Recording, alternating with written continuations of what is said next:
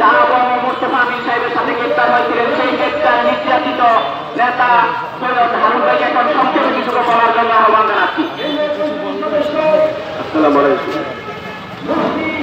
বাংলাদেশ সমতা পার্টি আয়োজিত আজকের এই সমাবেশে সম্মানিত সভাপতি, উপস্থিত আমাদের শ্রদ্ধেয় নেতৃবৃন্দ এবং সাংবাদিক ভাই বোনেরা, আমি শুরুতেই মহান স্বাধীনতা দিবসে আজকের এই স্বাধীন বাংলাদেশ গঠন করার লক্ষ্যে যারা আত্মত্যাগ করেছিলেন, যারা শহীদ করেছিলেন, তাদের প্রতি শ্রদ্ধা নিবেদন করে দু চারটি কথা বলে শেষ করব।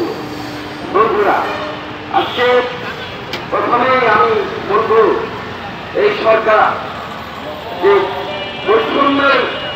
বৈষম্য বিরোধী আন্দোলনের নামে বৈষম্য করছে, এই সরকার আপনারা জানেন ইতিপূর্বে গ্রিন পার্টির চেয়ারম্যান রাজা আহমেদ খান বলেছেন যে বাংলাদেশের রাজনৈতিক দলগুলির মধ্যে একটি বৈষম্য এনেছে।